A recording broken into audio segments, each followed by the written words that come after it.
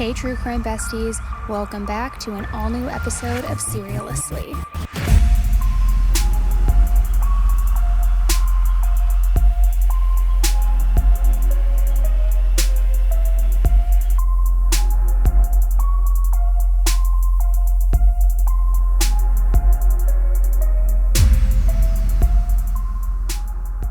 Hello, hello, hello. Welcome back to an all-new episode of SERIALously with me, Annie Elise. You know what you're here for today, right? We are going to go through everything that went down this week in the Chad Daybell trial. We are officially in week 3 now, and we've got a lot to talk about because this trial is wild and more information is coming out. And it's kind of been like a little bit of a whirlwind, different motions, different this, different that. So we've got a lot to go through, and if you've been listening to the last 2 recaps we've done, we're doing a recap every single Friday where we're telling you everything that went down that week in the trial, because I know it's difficult to watch hours and hours and hours of court TV and courtroom footage. So we're going to break down all of the high-level takeaways and everything that you need to know in order to stay current with this case. As I've mentioned in the last episodes, we do have a correspondent in the courtroom from our team. Lindsay is there. She has been there from day one, and she is literally making eye contact with Chad Daybell and giving us play-by-plays of everything going on. So what we've done in the last couple of episodes is I have my laundry list of questions that I am asking her because I'm just so curious and I want to know everything, every single thing that's going on there. But I really think it's important for her to just jump on the mic and share with you directly, not only answering my questions, but just her perception, her take on what she's seeing day to day. She's talked with Larry and Kay Woodcock. She's talked with other news outlets, so many different connections and people that she has talked with along the way. So I'm going to pass the mic over to her. I'm going to let Lindsay just give us the full rundown of everything that went down this week, from motions, testimony, behavior, all sorts of things, you know, Chad's stupid face and all of the things that go with that as well. And let us kind of feel as though we're right there in the courtroom with her. So Lindsay, thank you as always so much for being there in the courtroom, for sitting through this day after day so that you can give us the full breakdown of what's going on. Tell us, what is happening in the courtroom this week? What has it been like? What has the energy been like? What are the big takeaways, and what have you noticed? Take it away. So thank you, Annie, for having me. Like Annie said, welcome back to week 3 of the Chad Daybell trial recap. We heard a lot of evidence this week, some that was quite frankly disgusting, ultra cringe, and pathetic, and others that were very, very damning for Chad Daybell. So overall, pretty great week. But this week, to help me break everything down with you, I have Lauren Matthias from Hidden True Crime with me. If you haven't heard of Hidden True Crime, it is hosted by Dr. John Matthias, who is a licensed clinical and forensic psychologist with almost 30 years of experience in both clinical and forensic work, and his wife, former investigative journalist Lauren Matthias. And like I said, they have an amazing channel. If you haven't checked it out, it will be linked in the show notes. All of their links will be there. Lauren has appeared on many true crime documentaries along with her husband John, and she's a frequent contributor on News Nation as well as many other news outlets. They are great friends of the podcast. We've had her and her husband John on multiple times before. So I have her with me to help give you guys the scoop of everything, all the new information that's been revealed, what's been going down in the courthouse, Chad's reaction so far, and really what the trial consensus is so far. So thank you so much for joining. I am happy to be here. Okay, so let's just dive right in. We started out this week knee deep in Chad's nasty text messages with Detective Doug Hart reading them. Oh, honey, that is so crushing. I feel so destroyed inside. You know my love for you is deep and real. I want change. I'm constantly begging for change. I want you. Nothing else matters. But I am hindering your life and you deserve better. I love you so intensely. I personally was trying not to gag and really hold a straight face the whole time. So how are you holding up during this part? Yeah, and I'm also glad you call them nasty and not steamy, because they were definitely nasty and definitely not steamy. I was holding up okay. I definitely kept my eye on Chad the whole time to see how he reacted. And honestly, I couldn't tell if he was proud or ashamed of himself. I wish I could say that he was ashamed because he should be, but I almost feel like with the smug look on his face that he was almost proud of his nasty text between him and his mistress.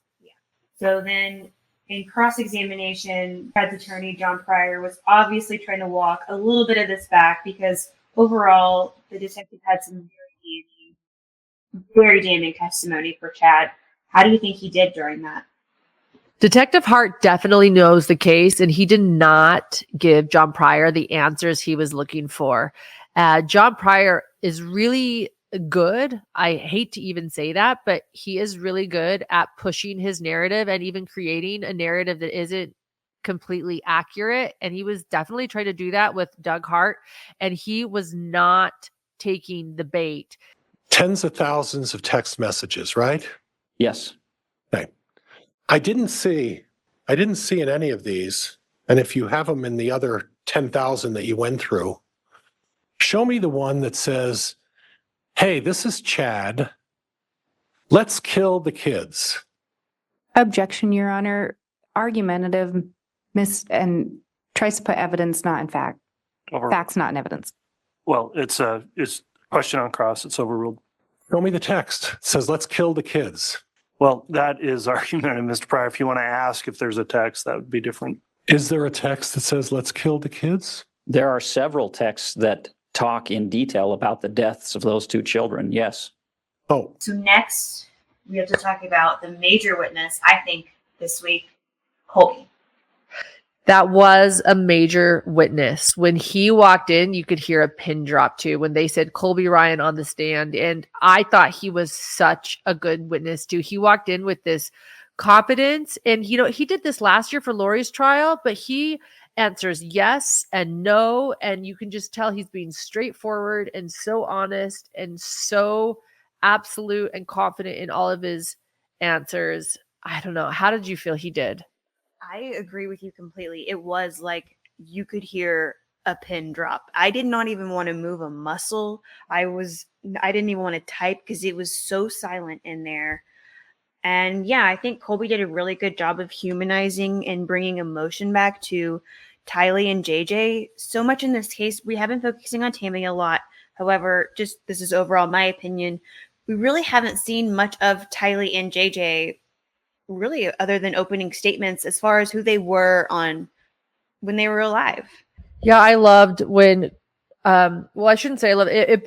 It broke my heart when just a photograph of Tylee came on the screen and they asked Colby who that was, and he could barely muster that it was his sister. He had to get himself together again before even saying, that's my sister Tylee, because he choked up.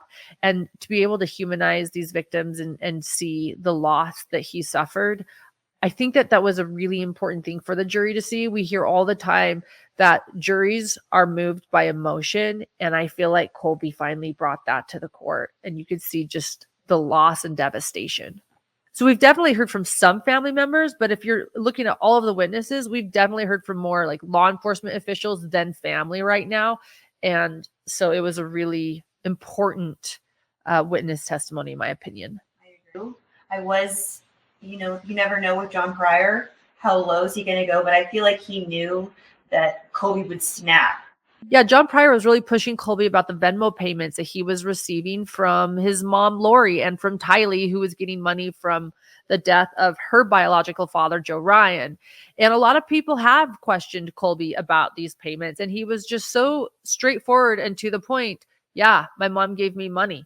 Yeah, I was a newlywed. Yeah, I was a new father. Yes, Tylee usually sent it from her Venmo account. Yes, I would reach out when I needed money. It was just like, okay, well, there you go. It's how their family functions. Nothing really nefarious or suspicious about it. Just this is how it worked.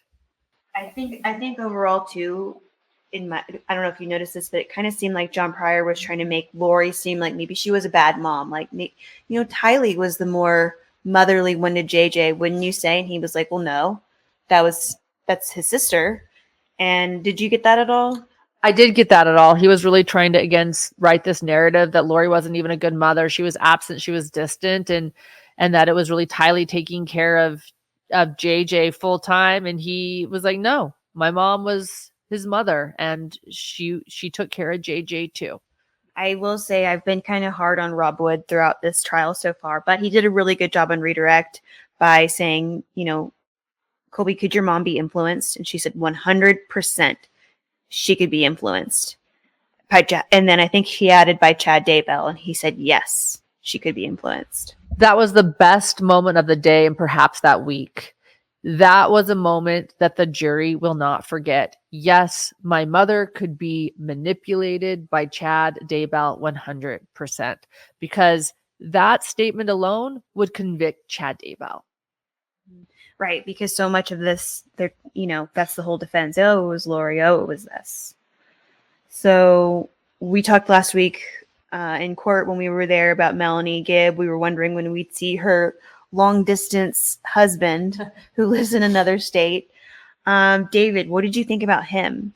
I was really looking forward to David Warwick's testimony. It was a wild ride last year at Lori's trial, so I was really looking forward to it again because I feel like he has so many answers. He was there the night JJ was killed. I thought that the defense would be really hard on him. He actually did a pretty good job, which it's odd. Like, I want him to be held accountable for being there the night that JJ was killed. And at the same time, I want him to do a good job because I want justice and I want a conviction. So I think he did a good job. He held his own. He said that he never considered Chad a prophet or a god of sort. He says he never really believed what they were believing, like that invisible church or the invisible temple that they saw that they were staring at. He said that he never saw that or believed it.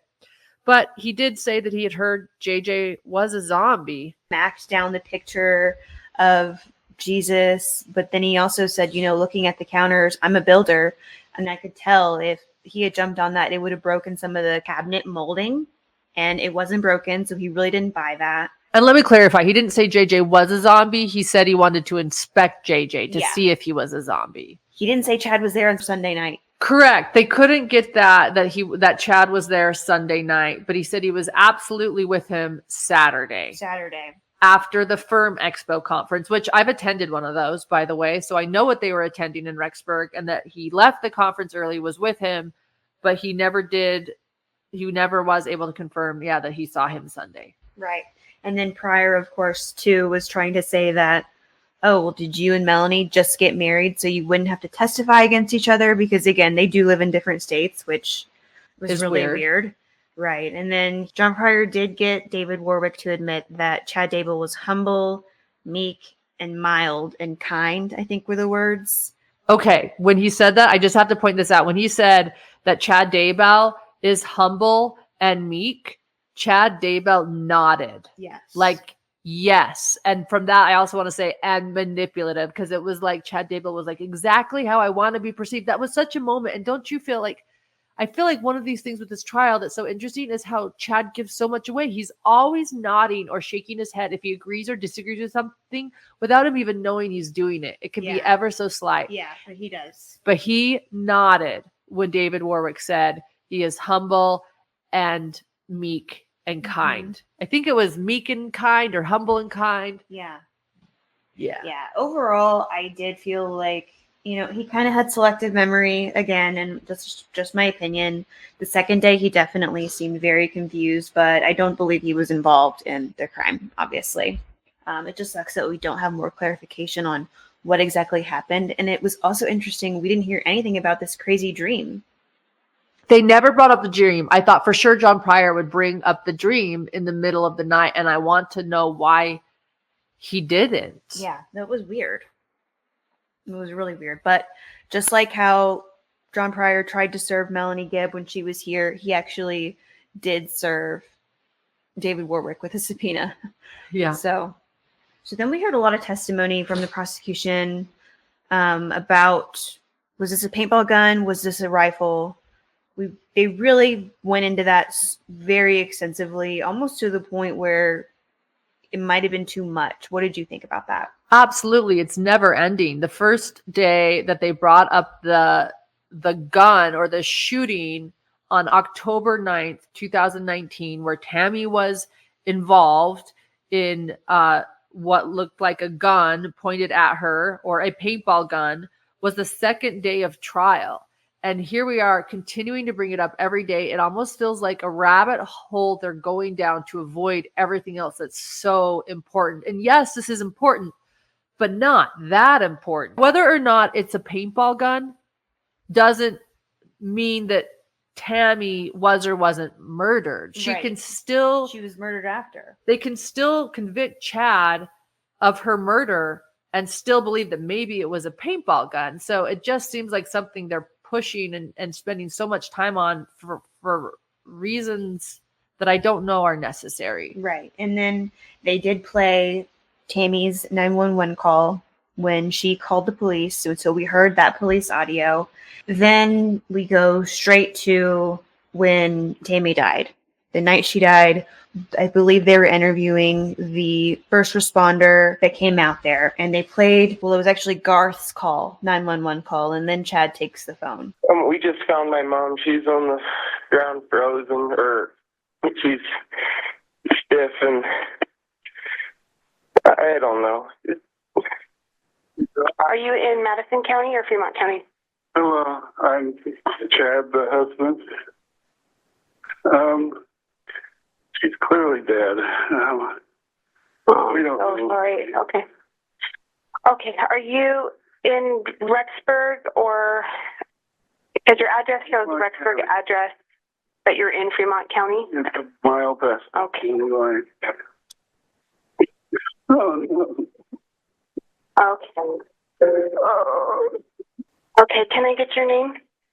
Chad, Daybell. Oh, man. Now, this is when Chad starts, I'm doing air quotes, sobbing, or acting, air quotes again, distraught. I don't believe it. After Chad was done with his major theatrics of crying, you could kind of see his nose and nostrils flare a little bit. He kept grabbing tissues, but nothing was coming out of his eyes. He was really straining. Absolutely nothing came out of his eyes. He wanted to cry so bad, and he couldn't. And if he was crying, he was not crying for Tammy. What did you think about that? Was that real? Okay. I have a lot to say. So I was sitting close to him, as close as I think anyone possibly could sit by him, right? I was looking at his profile. I was seeing his cry face. I saw the moment John Pryor patted him on the back, and it was a clear cry face. I cannot say that I saw a tear at all. That doesn't mean there wasn't one, but I couldn't see one at all. It did feel forced. It felt fake. And let's give him the benefit of the doubt for 1 second. Let's say he really, really was crying. Okay. Let's say there were tears that we just couldn't see. Why is he crying? This is his 911 call that he made on October 19th, 2019, when he found his wife, Tammy, dead. Is he crying because his wife is dead, or is he crying remembering him having to make this call and remembering this morning? And is he crying about himself? Right, because he's crying while listening to himself cry, which was, I mean, yes, that probably would be emotional, but what also made me think, well, this is weird. He didn't cry right before when we heard Tammy's voice on the 911 call. Exactly. He didn't cry when we watched the police dash video of Emma, when Emma, his daughter, was very, very upset that her dad was getting arrested. He didn't cry then. He hasn't shown any emotion, not when pictures of JJ and Tylee were shown, nothing. And then this is the moment he breaks down, or allegedly. Exactly. So yeah, I saw him grab a tissue to hold it in his hand as he continued this cry face, whatever it is, never using the tissue, putting the tissue back down, stopping his cry face. Yeah. And that's it. And never even touching his face to wipe his tears after he grabbed that tissue during that time, looking at the photos. If he was really going to cry over missing his wife, wouldn't he be crying when he's hearing her voice when she makes that 911 call? I mean, it was chilling to me. Wow, that's Tammy's voice. Like, that's her afraid.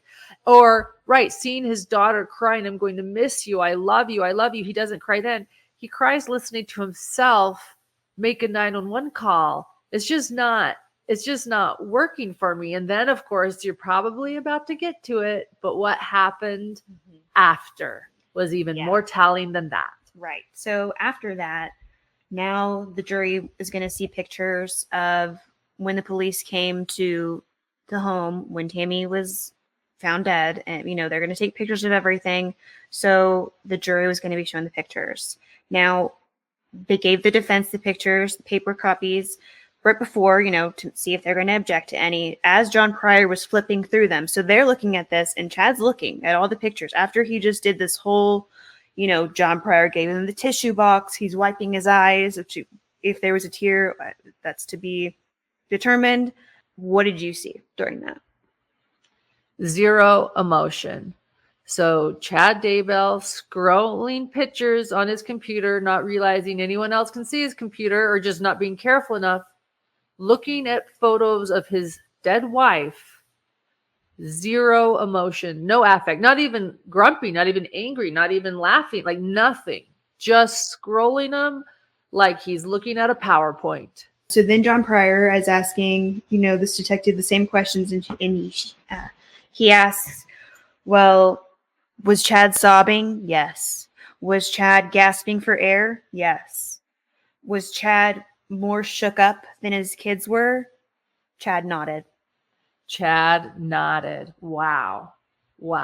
And during this too, he was, and these were in my notes, I had that, I thought he was biting his lip, or trying to, like, when you're trying to look like you're crying, or just biting your lip, doing something. It just, I don't know. He couldn't produce a tear though. Yeah, I never could ever see a tear ever. But I just wish, I want to say this, I wish the jury had been able to see him scrolling those pictures of his wife like all of us did. Yeah. Unfortunately, they didn't. But that was the most telltale sign of anything about how he really feels about his wife. Well, and we know too, and some evidence that hasn't even come in yet, we know that at the memorial, he's going to send Lori a text of, everyone thinks I'm sad, but not for the reason that I really am, or something like that. Exactly. So we'll get there. We haven't even gotten there yet. Yeah. You're right. There's still so much good evidence. Yeah. Right. Why am I so worried? I mean, I guess we're worried because the defense is doing a hell of a job, but when you remind me of evidence like that, I'm like, oh yeah, there is more stuff to come. There is more. And we'll get to more of why there is a general concern in a little bit here. But first, we have to talk about the coroner, Brenda Dye. I know you had some strong opinions. You said you felt like John Pryor was trying to try her for murder. Yeah, I felt like the defense was so strong with her. It was almost like he wanted to convict her of murder. Like he was being so hard on her. It was like he wanted to make her guilty of something, put her behind bars. She, and I know that we're all frustrated with her, let's be honest, because she's a small town coroner with not a lot of experience. She went to the house to an unattended death. It's really disappointing that they didn't request an autopsy. She admitted it herself. She said that she didn't have much of a budget, so I'm also going to say, look, as mad as I am at Brenda Dye, I'm also mad at the system that created a budget for no autopsies, if that's true. But when Pryor came around, it was like he was trying to convict her of something, and Chad was just a bystander sitting at the defense table. Yeah, and it was horrible for the prosecution during that moment. And we'll get back to a little bit more of why people are saying that here shortly. Yes. So next, we had some coworkers that knew Tammy. Either they worked at the school with her or they met her, and one was actually her clogging class instructor. The other ones attended fitness classes with her 2 times a week, high intensity fitness. They all testified that, Tammy worked hard. These classes, they lasted an hour. It was burpees, lunges, planks. And Tammy was always going. She never fell back. She was keeping up with the class. And these are very, very high, intense workouts. So what does John Pryor do on cross-examination? He asks, well, I don't want to disparage her, but you only saw her at one class, right? Now, I don't want to disparage anybody, but would you describe Tammy's figure as being a body of someone who was extremely fit? I would say she was a very fit woman. You'd say she was a very fit woman. Okay. I would. More of those. I just attended the one class for my first time. Okay. So how would you evaluate, if you were to make a determination, would you say that Tammy Daybell was very fit? Yes. So she had a low body fat. She had a petite figure. Is that what you're telling me? You don't have to have a low body fat or a petite figure to be highly fit. But what I observed is that she had the stamina from the time she started to the fall that she passed.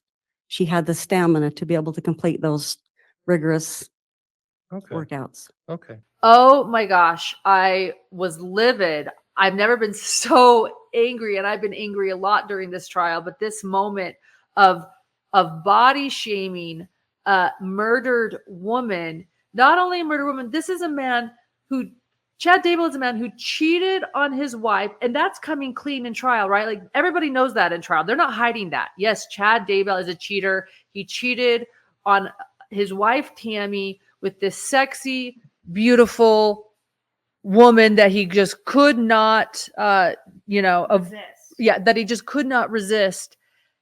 And now his wife has been murdered and he's allegedly crying over it.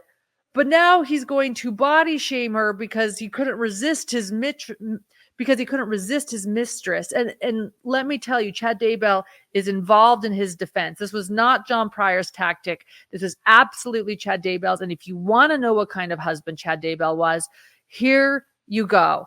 And a message to the women: we cannot win. We cannot win. Tammy was fit. First off, I saw the photos of Tammy last year at Lori Vallow Daybell's trial. They showed the gallery, the photos.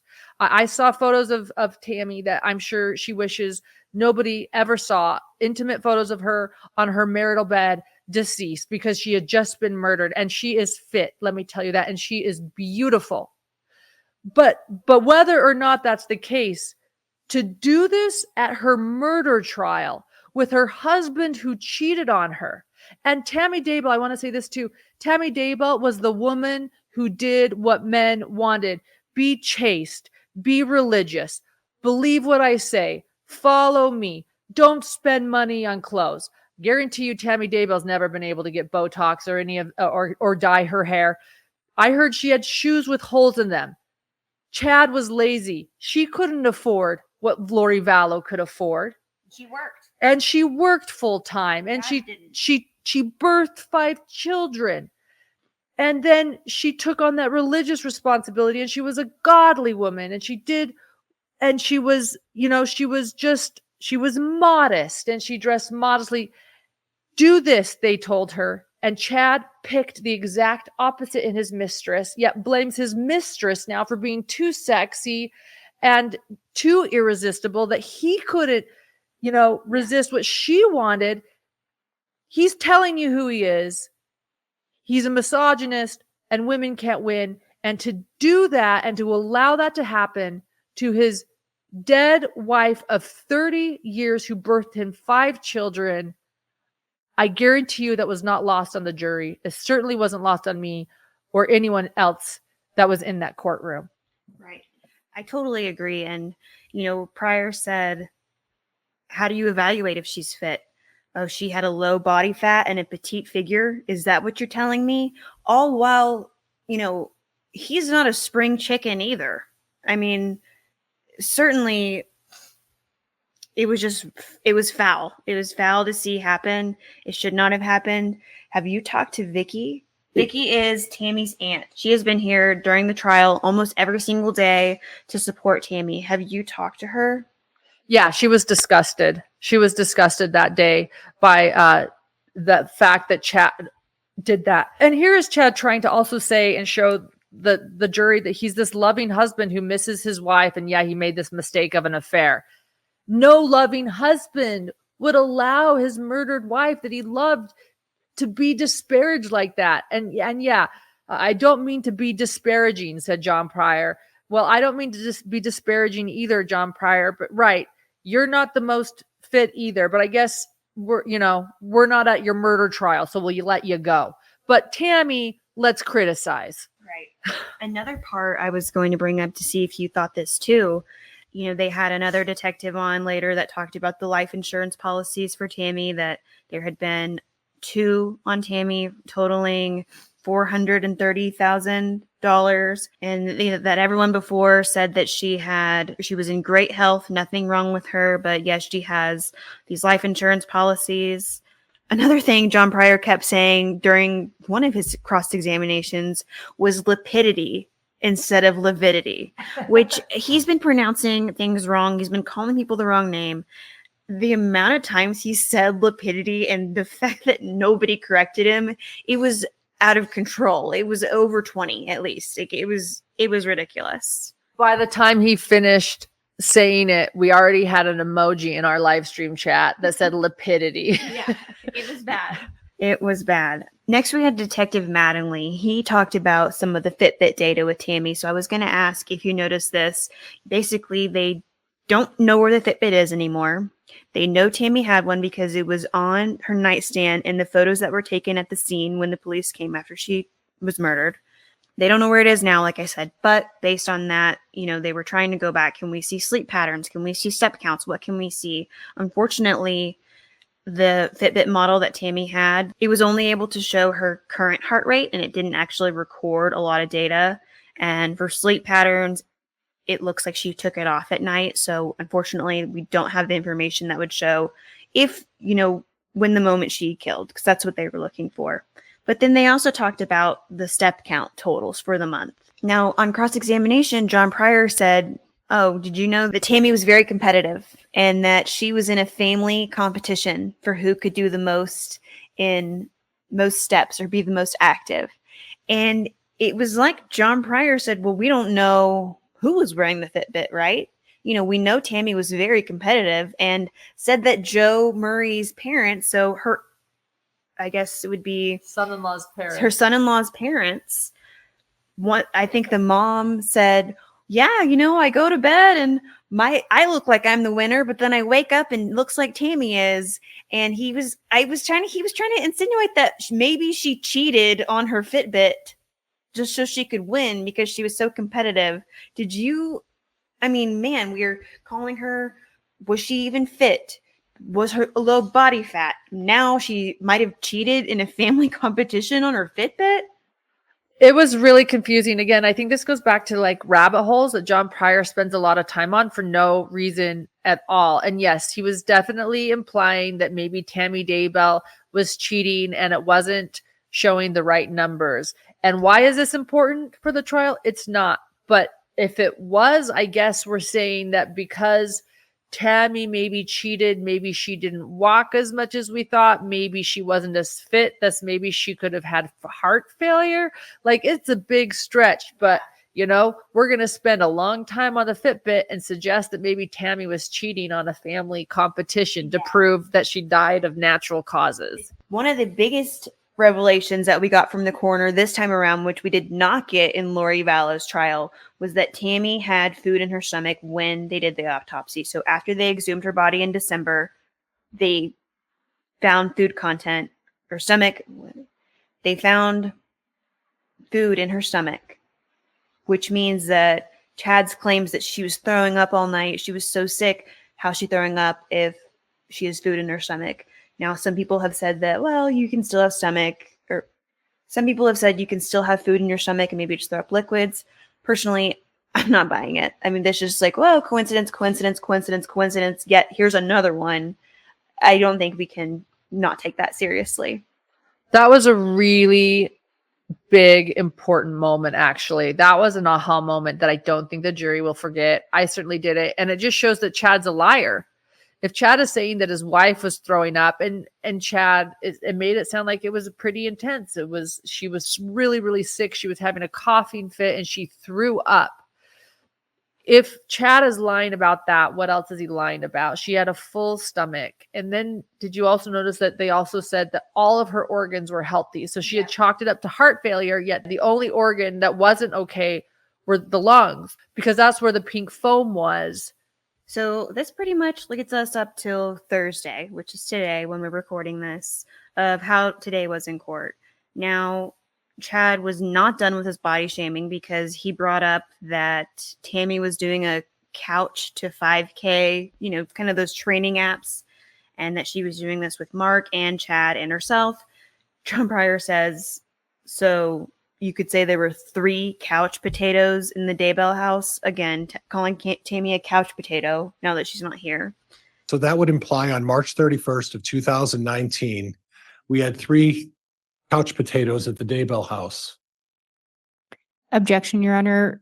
Calls for speculation and misstates the email. Sustained. How do you interpret that?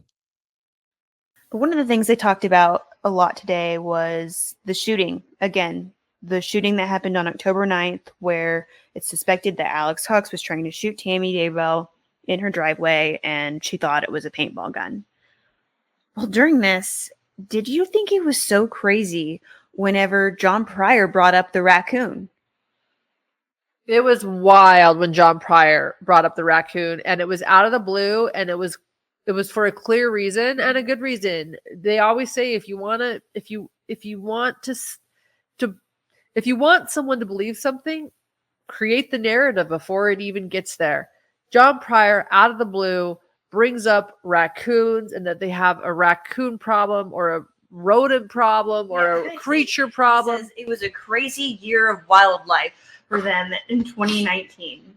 It was out of the blue, and the reason he did this is because one of the most damning pieces of evidence when it comes to the murder of Tylee is the raccoon text that Chad Daybell sends Tammy about shooting a raccoon in the middle of the day, and it's the day that investigators believe he was burning and burying 16-year-old Tylee's body in his yard, and that it was a cover-up for that this raccoon text was a cover for him burning limbs, literal limbs, in his yard.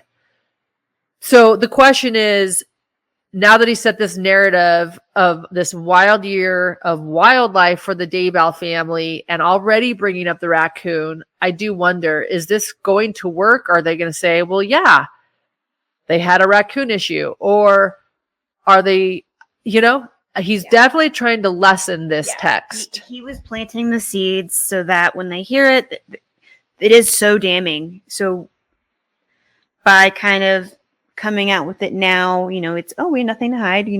We've had other raccoon, because there were 2 instances. One was in June of 2019 and one was in March of 2019, where they do talk about, we had to kill a raccoon and we buried it on the property in the compost area. And to me, I want to say that just tells me why Chad used a raccoon for his excuse that day. Right. Like as I always say, Chad has no creative bone in his body. He's like, well, what's something that's happened recently? Well, I'll just use another raccoon story. Right. It shows me that that's where he got the story from. Yeah. So I don't know if the jury's going to buy that. He did his best. We got to give him that. What can you do with that, really? That's really bad. Next, we want to talk about one part in the cross-examination where Detective Kai Kumanu, John Pryor was asking him questions, and it seemed like he was saying, yes, from our investigations, we learned that Tammy, as well as all 5 of the children, knew about light and dark stuff. While looking over the chats, there are several that lead me to believe Tammy, along with Mark, Emma, Garth, Seth, and Leah, have knowledge of the belief in light and dark people that Chad talked about and believed. Okay. So what I gather from that is your assessment in the reports that after you reviewed all of the emails and you said you reviewed them all. Yes. That's a significant job. Yes. And in reviewing all of those, you came to the conclusion that the Daybell, Tammy Daybell, Chad Daybell, and his 5 children had knowledge of the belief in light and dark people. Yes. And the light and dark is a religious reference that's mentioned by Chad, right? Yes. It's mentioned by other people in this case, right? Yes. It's also mentioned to some extent in predominantly most religions. Would you agree with that? Say that again. Predominantly in most religions, there's a reference to light and dark, right? I can't testify that. Okay. I don't know all the religions. Okay. And then the religious practice that these folks practice, the Tammy and the children and Chad practices of what faith? LDS. Okay. Okay. Then we go on, and if you would, I'll take a look at the next one where it says, during the chats, Mark's camera was not working, and Tammy informed him that his camera was cursed, and Dad was removing it, right? Yes. Okay. In more chats, Mark asked if anything was found or notable in him when he was body coded. I'm not sure what body coded means. Do you have any knowledge of what being a body or body coded talks about? No. Okay. Okay. But it was Mark who was talking about the body coding. Would that be your assessment? Yes. Okay. And then Tammy responds, you has a lot of weapons, negative chords, and curses, plus trapped emotions. We cleared out quite a bit. We'll do that more regularly for you. So second to the last sentence says we cleared it out, right? Yes. Would you believe that was Tammy and Chad who were clearing out these negative chords and curses? In this email, yes. Okay. And then we'll do that more regularly for you. And again, we'll do that more regularly for you. That implies that it was both Tammy and Chad talking about helping them clear out these weapons, right?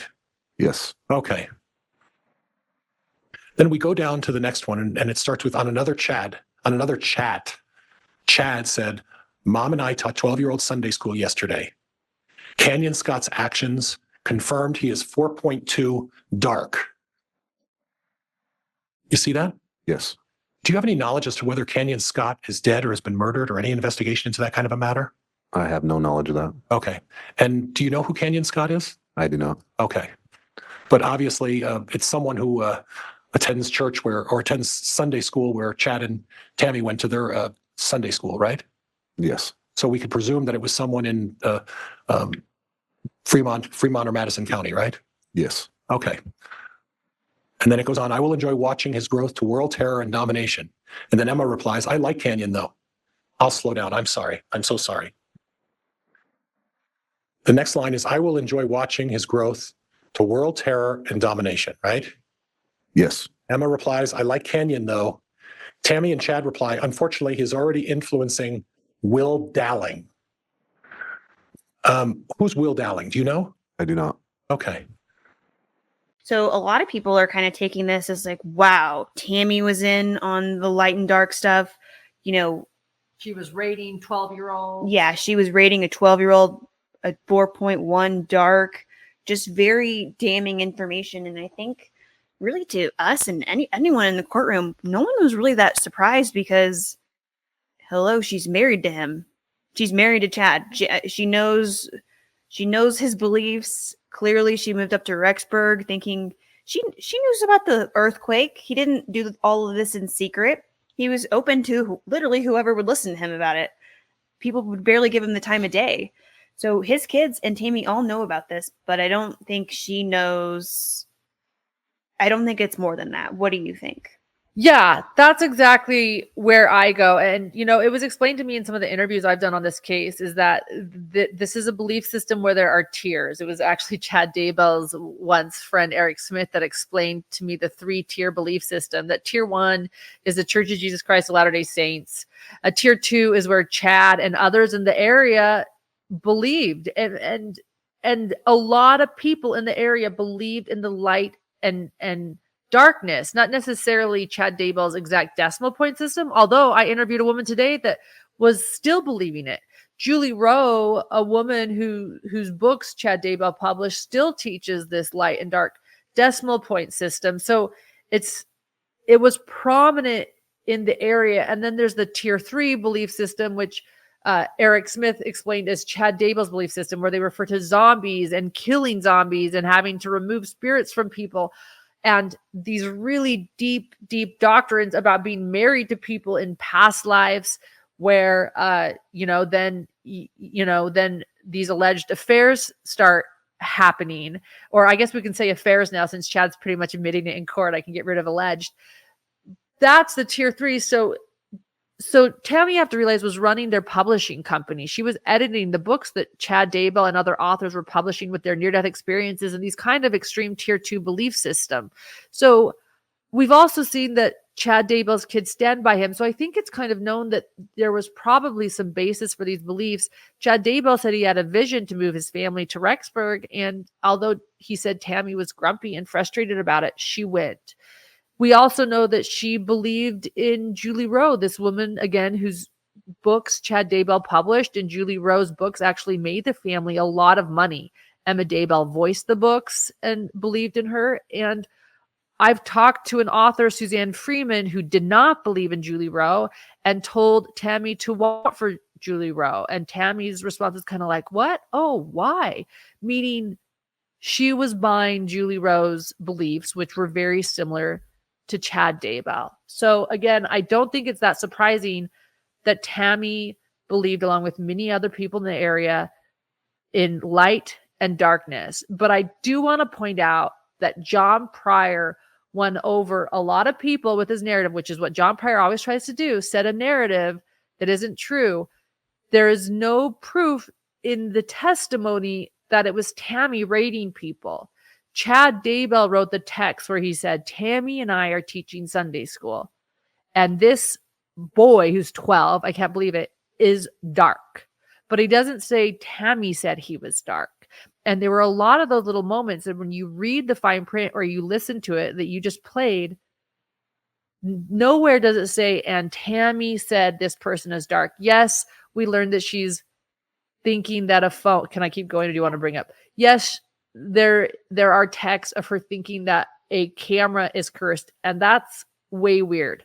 So is this entire belief system on light and dark. So is this whole case. So is this whole case. And I'm not denying that that is weird and that it's very sad that Tammy believed in that type of thing of a camera being cursed. They also read a book called The Emotion Code, and there's a lot of lingo about energy work, and that comes out. But we never hear that Tammy Daybell is rating people. That's Chad Daybell that rates people. Tammy, I think, is just, again, a well-behaved wife who is believing and trusting her husband. So that's everything major that's gone down this week. Thank you so much for helping explain that. I know our audience really appreciates that. Before you go, though, I do want to say, what do you think about the prosecution so far? Overall, I have heard online, some of them are being called the Xanax twins. Rob Wood and Rocky Wixom. Obviously, Lindsay has hair, so she's not a twin to either of them because they both are bald. Lindsay Blake, across the board, as far as I can see, everyone's saying she's doing such a great job. What are your thoughts on that? Look, I'm cheering the prosecution on. I've had moments of just saying they did a great job, and other moments of wanting to bang my head against the wall, and other moments of wanting to bang my head against the wall, wondering where their passion is. I feel like they got away easy with Lori's trial because the defense kind of laid low. Then they got Lori off the death penalty before the trial even started and kind of were able to take it easy. And this is not the case with John Pryor. He is putting on a defense, and it feels like they don't know how to handle that. We've had moments where Judge Boyce has made objections for them because they're not making objections when John Pryor is being argumentative, and he is getting in a lot of narratives that aren't true, including this one about Tammy Daybell rating people. I think that's a narrative that started, which if you look, it's just not true. And so I hope that they pick up the case, but then, whenever they bring the evidence, their evidence is really good. It's almost like sometimes I've thought, well, they're cocky because they have such good evidence, and they're not realizing though that the defense is doing really well. But then when they bring the evidence, I'm like, oh yeah, that is really good evidence. They do have some great evidence, but I do wish that maybe they would share.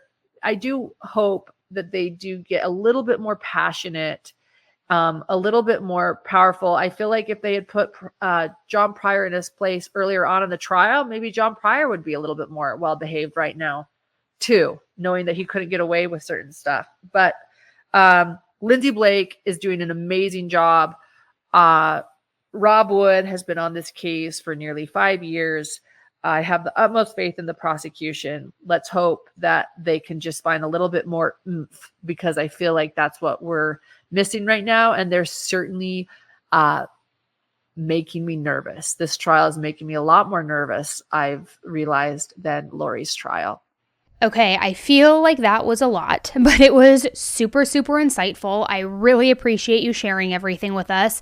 Thank you. It is just incredible that you're there witnessing all of this go down, and hopefully we are just inching towards justice. We had it with Lori Vallow. Hopefully we get it, and we get the accountability there with Chad Daybell, but I appreciate you sitting in the courtroom day after day and giving us these recaps. And I know I'm not alone. I know all of the listeners appreciate it as well. Speaking of, if you are listening to this right now and you have any specific questions that you want Lindsay to ask anybody who's there at the courtroom as well, or any questions you have about the trial, let me know over on the Spotify Q&A section, and we can definitely get those addressed in next week's episode. Other than that, thank you so much, Lindsay, and thank you guys for listening. We will be back with you next Friday with week 4 trial recap, and we will see where this takes us and where we go from here.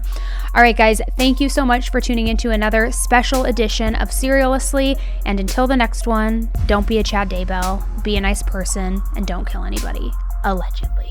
All right, guys, thanks so much.